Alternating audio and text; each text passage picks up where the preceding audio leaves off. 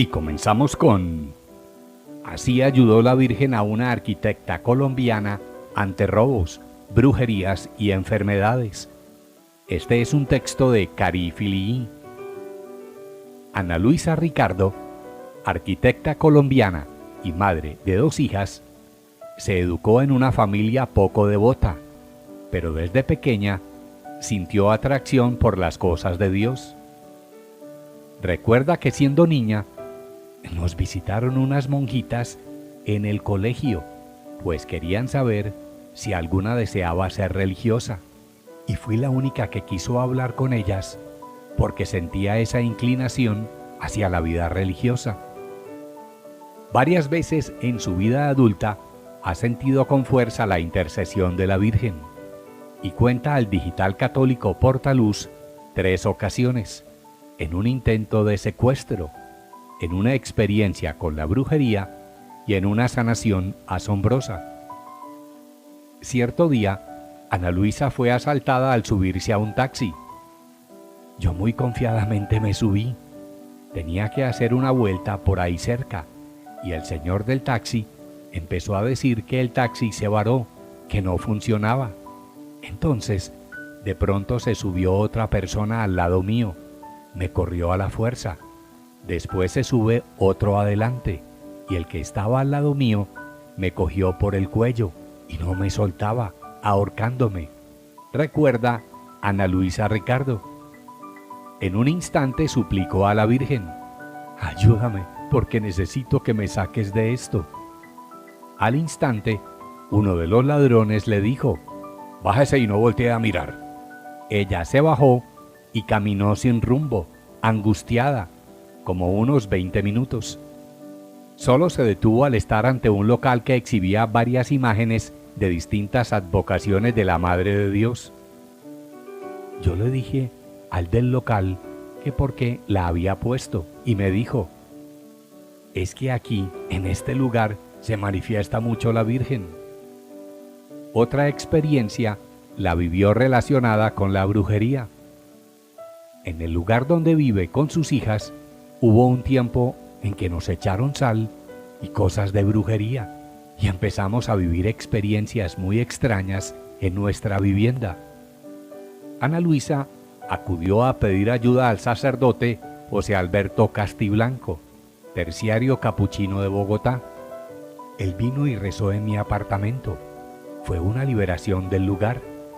Puntualiza a esta mujer y señala que después de eso nos consagró a la Virgen. En otra ocasión, sufrió una repentina dificultad en el corazón, un problema de colapso y una hipertensión pulmonar, relata. Ana Luisa cuenta que se concentró con todas sus fuerzas en implorar la intercesión de la Virgen. Invoqué mucho su ayuda, su intercesión, para que este problema se solucionara, y se lo dejé en sus manos. Luego de someterse a muchos estudios en la Clínica Chayo de Bogotá, regresó a su médico para que la evaluara. Y ya no tenía nada. Me dijo el médico que estaba perfectamente bien. Me impactó porque en los exámenes ya no aparece ningún tipo de hipertensión, ni tampoco lo del colapso. Es uno de los regalos que he recibido de ella. Señala con devoción Ana Luisa. Ana Luisa siente que la Virgen mantiene una relación cercana con ella. Ella se me ha presentado en sueños, en muchas formas. Por eso quise dar este testimonio, para que la gente sepa lo que uno puede construir a través de una oración y a través de la fe. Con una fe fuerte y agradecida, intenta ayudar a las personas en apuros, especialmente a las privadas de libertad o quienes viven en situación de calle. Estar agradecido es fundamental, porque Dios nos da mucho todos los días. Me faltaba agradecer más. Me ayudó a estar más pendiente de ciertas cosas que uno a veces deja pasar. Explica.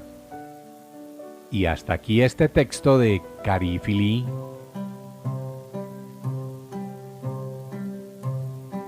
Y continuamos con: Judío pero lejos de Dios, soñó con Jesús y el demonio, una mirada de Benedicto XVI, sacudió su ser. Este es un texto de Pablo J. Ginés. Roger Dubin, criado en una familia judía neoyorquina, nada devota, decepcionado del vacío de la nueva era y las meditaciones orientales, anticristiano intrigado por Cristo, lo que le convirtió al catolicismo fue ver a Benedicto XVI en el balcón, desde la televisión de un bar, el día de su aceptación como pontífice. Roger se convirtió cuando Benedicto se asomó al balcón.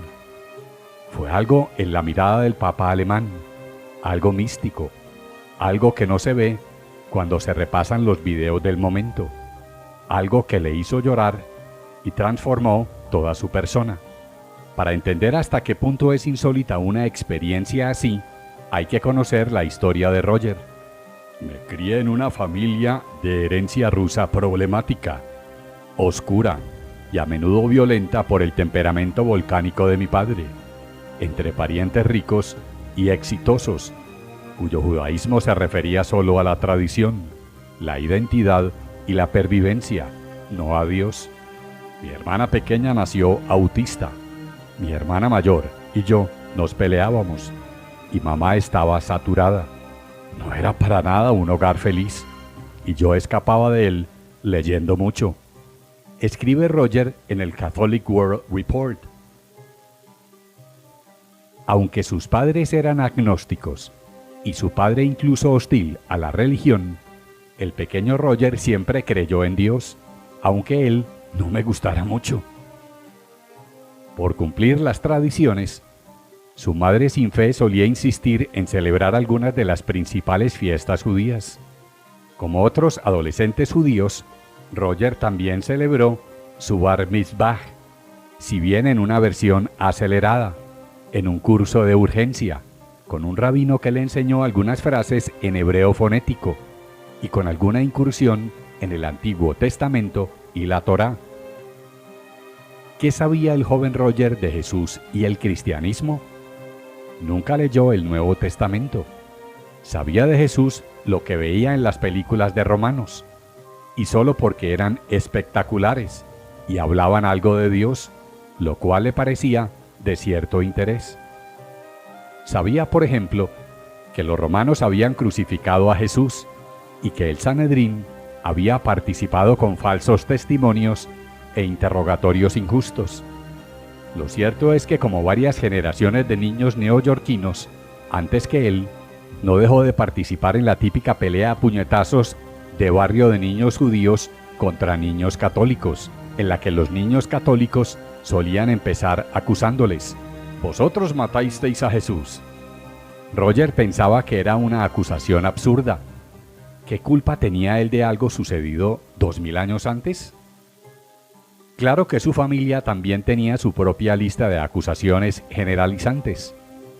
La mayor parte de sus parientes acusaba a los cristianos, y aún más a los católicos, de las persecuciones medievales, los pogromos, la discriminación mundial e incluso aspectos del Holocausto. El ser judío en mi clan tenía que ver con estar en contra de algo, no a favor de algo, excepto apoyar a Israel, a rejuntarnos y no salir, excepto para ayudar a otros judíos, vivir un torvo fatalismo, no fe en Dios, excepto para quejarnos de él.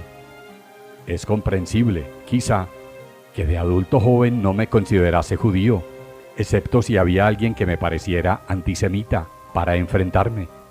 Lo cierto es que nunca me sentí judío, de una forma centrada en Dios, hasta que me hice católico. Odiaba la palabra Jesús, aunque no necesariamente al personaje de Jesús. La palabra le hacía pensar en un Jesús feminizado, blando, una especie de hippie inofensivo con flores, que flotaba sin tocar el suelo, que decía tonterías etéreas sobre la paz y amor. Lo que había visto en ambientes populares, de oídas, sin acercarse nunca al Nuevo Testamento. Ese Jesús hippie dice, me ponía enfermo. Pero, en cambio, el joven Roger sí había dedicado un tiempo a pensar cómo debió ser el verdadero Jesús. Tenía que haber sido un tipo fuerte para trabajar en una carpintería. Un tipo duro. Se lo imaginaba con una paloma en una mano y un martillo en la otra, y siempre el más listo del lugar. De lo contrario, ¿qué judío le habría seguido? Incluso conocía un versículo que citaría si hiciese falta. No he venido a traer la paz, sino la espada. Me gustaba la idea de un Jesús musculoso con una espada, pero parece evidente que no le gustaba a nadie más, al menos desde la época de los caballeros templarios. Su conclusión sobre Jesús es que probablemente no habría forma de conocerlo, pero que el Dios de Abraham, Isaac y Jacob probablemente sentía lo mismo que yo acerca de cómo le veía en tiempos modernos. Roger abandonó el hogar a los 16 años y entró en la marina mercante rumbo a África. Cuando volvió, intentó ir a algunos colegios universitarios con poco éxito. A los 22 años, adoptó una mezcla de nueva era, orientalismo, creencia en el karma y la reencarnación y el relativismo moral. Era una forma de librarse del Dios bíblico, que le echaba en cara pecados y transgresiones, que desgraciadamente eran legión. Su primer matrimonio fracasó en 4 años, sin hijos. Lo había hecho su violento padre antes que él. Había heredado su temperamento. Era consciente de esta tendencia. Intentaba combatirla con meditación, con relajación, con toda la batería de recursos del orientalismo New Age, y no avanzaba. Esas técnicas, llamadas ejercicios espirituales, estaban todas centradas en el yo, en el ego, y lo último que yo necesitaba era más egoísmo, recuerda Roger. A principios de 2004, Roger era un empresario decepcionado con la espiritualidad orientalizante, furioso por ser furibundo y que despreciaba con fuerza el cristianismo, con la excepción puntual de la persona de Juan Pablo II, de quien admiraba su firmeza contra el comunismo y su colaboración o sintonía con Ronald Reagan y Margaret Thatcher para lograr el colapso del bloque soviético. Y entonces tuvo un sueño, tan vívido que lo recuerdo hoy como lo vi entonces. Escribe en 2013. Roger iba vestido de ejecutivo por una calle vacía de ciudad. En la puerta de un edificio le esperaba, no me importaba, y se dieron la mano. Jesús le dijo, necesito que hagas algo.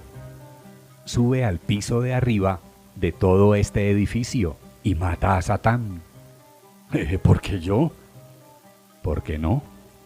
Yo no tenía respuesta a eso, así que fui, dice Roger. Entró en el elegante edificio de mármol y cromo y madera pulida. Subió en el ascensor al último piso y entró en un despacho inmenso con un enorme escritorio. Allí había un ejecutivo elegantísimo, con una expresión agradable. Yo sabía quién era él y él sabía quién era yo y quién me enviaba. Se levantó, vino hacia mí, amenazador, excepto por el miedo en sus ojos.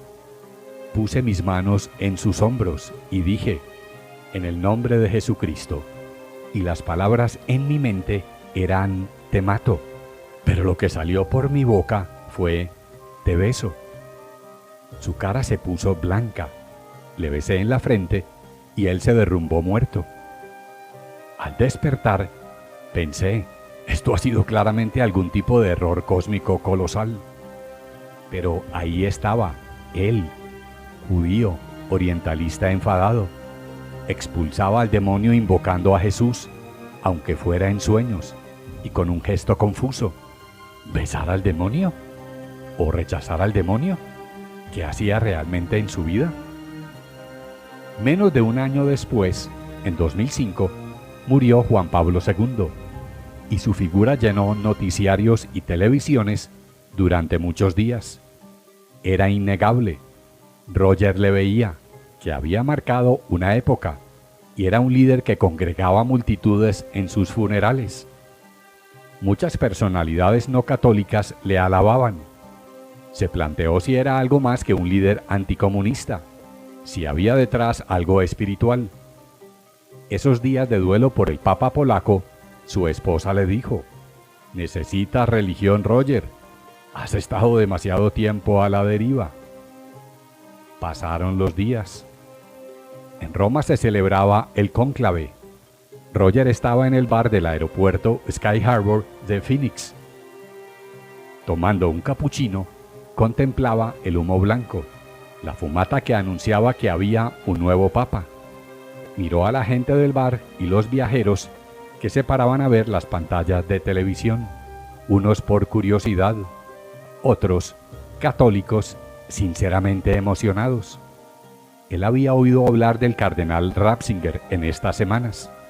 Sabía que las acusaciones de la izquierda, que él no apreciaba, eran absurdas.